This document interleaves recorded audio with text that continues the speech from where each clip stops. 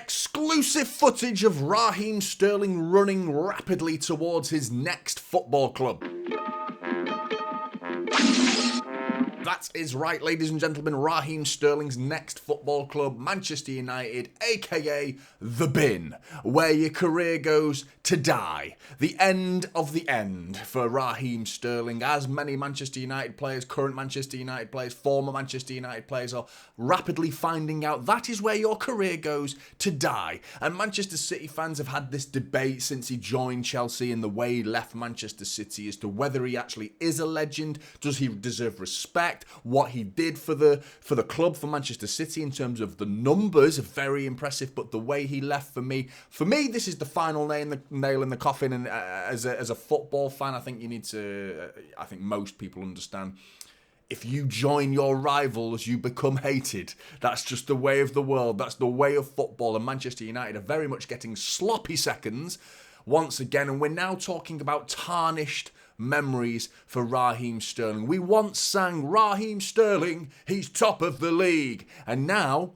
we're singing Raheem Sterling, he could be, if he stays at Chelsea, he could be Raheem Sterling, he's 8th in the league. Or if he joins Manchester United, Raheem Sterling, he's 11th in the league. So well done there, Raheem, making a fantastic decision. And I remember all too well the way he left Manchester City with comments immediately with Sky Sports saying, as a person, you strive to achieve. And I just felt my time at City was getting limited on playing time for different reasons.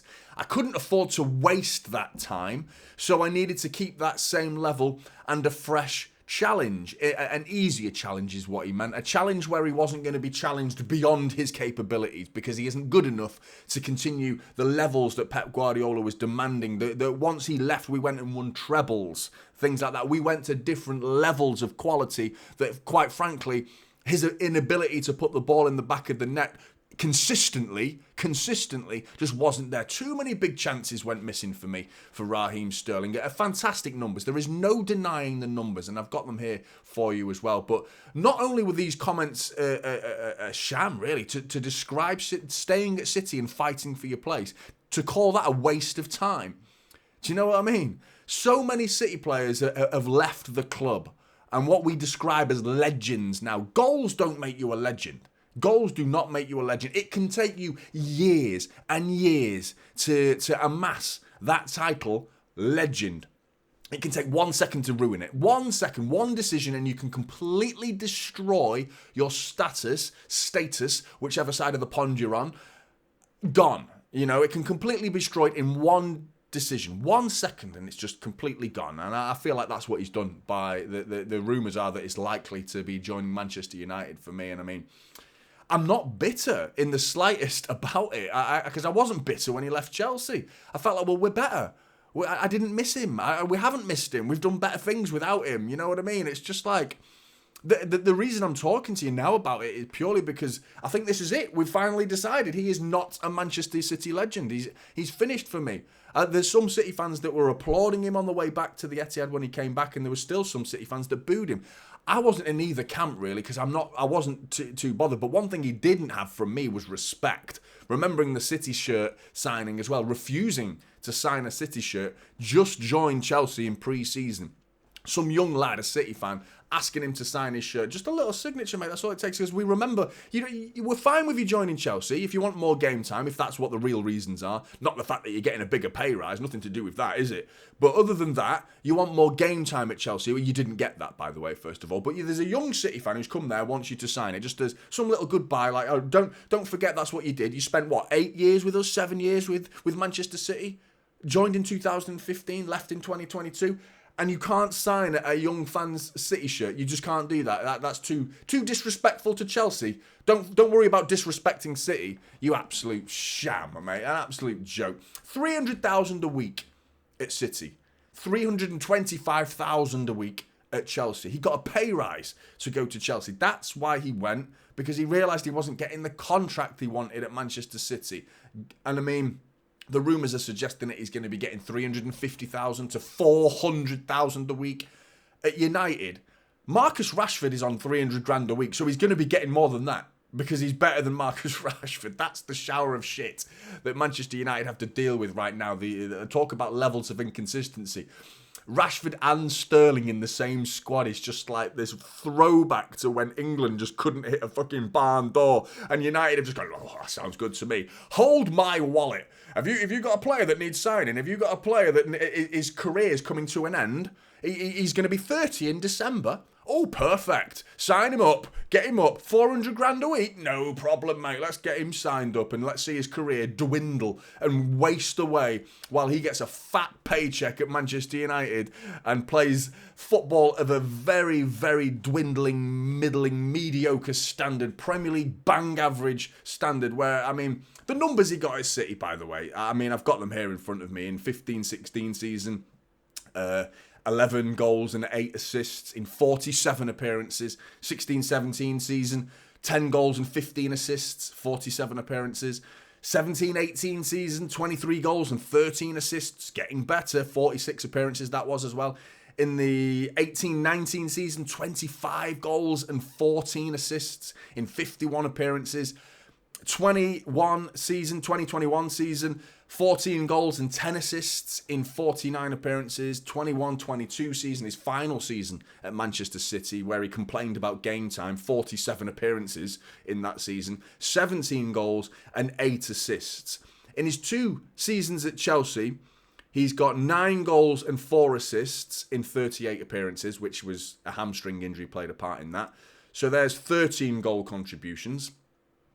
And last season, 10 goals and 8 assists in 43 appearances, and he was only injured for 3 matches. He missed 3 matches due to injury. He didn't get the game time at Chelsea either. So who are you blaming now? If you went for the fresh challenge to Chelsea, you were challenged, and you didn't get in the team well enough. In fact, you got 18 goal contributions in your best season at Chelsea, which is lower than any goal contribution you ever achieved at Manchester City, even in your first season, where you got 19 goal contributions in the 15 and 16 season. So your football standards have just dropped, but your money has gone up. Someone do the maths here and tell me whether Manchester City should be calling this guy a legend when what he's done is just totally disrespected us on his way out of the door. You think of Pablo Zabaleta, just the utmost respect. You think of Kun Aguero, just the way he just constantly still talks about being a City fan, and that is a legend right there. And do you know what I know who's a bigger legend?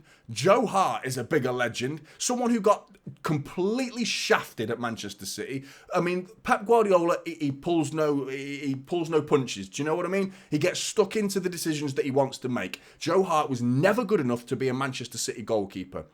A lot of City fans were upset with the decision to see him go. I understood it. The problem was Claudio Bravo followed, so it was like a little bit rocky. But once Ederson signed, the decision made perfect sense because we all saw exactly what Ederson brings to the table at Manchester City. What he offers the team in terms of his distribution from playing out from the back. Joe Hart can't do that. But did you hear once Joe Hart go into the media saying that, like, oh, it's not, I don't want to waste my time at City or anything like that, or refusing to sign a shirt? No, he still considers himself a City fan. He still watches City, and he still speaks very highly of Pep Guardiola and Manchester City Football Club. Total respect from Joe Hart. And if anyone would have a bad word to say about Pep and the way he was treated, it's him.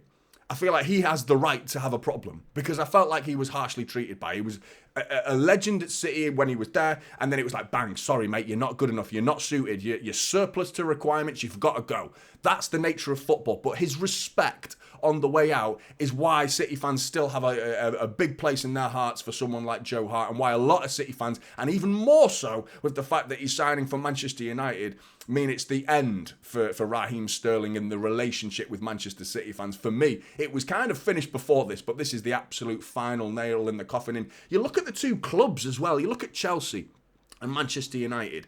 You talk about Enzo Maresca. His comments recently was, he's not my sort of winger. Well, that's genius, first of all, to say that. You want to sell a player, do you? You'd like to sell them. What do you do then? You tell everybody that you don't want them anymore. Make them seem really cheap and unwanted Well done, Enzo Maresca. That's Chelsea operating in fine circumstances there, doing wonderful things. You've at least Ten Hag, with regard to Sancho going the other way, said he's still in his plans. Why do you think Pep Guardiola said Cancelo is still in his plans? Yet, what 3-4 days later, he's off to Saudi Arabia. See you later. He was never in his plans, but he's making sure that no one wants to get this player on the cheap, that we don't want to let them go, that we want to command the highest fee for these players as possible. It's just an indication of the absolute shit show that both Chelsea and Manchester United currently are right now. The way those two clubs operate is just, they're not even worthy of standing in the shadow of Manchester City and their operations. The way we operate as a football club, it just diminishes like everything the way these two football clubs operate. And I think it's a good day for City fans. I think this is real indication. It's just a shame that all those goals, by the way, for Raheem Sterling in a Manchester City shirt, really important ones at times as well, late winners as well, it's just gone, just tarnished, just how quickly. This game's about emotions, man. This game of football is about emotions, and it's like we are emotionally attached to our football club. You disrespect that football club, you lose the love. I'm sorry. The love is gone for Raheem Sterling. It was pretty much gone for most City fans when he joined Chelsea. Now, he could be joining Manchester United. You're finished, mate. You're absolutely finished. You are going to get booed to the high heavens when you come back to the Etihad. But do you agree? Get in the comments below. Let me know if you're a City fan and you think Raheem Sterling is still a Manchester City legend. I'd love to know. Get in the comments below, like and subscribe to Typical City, and I'll see you in the next one. This is Typical City now.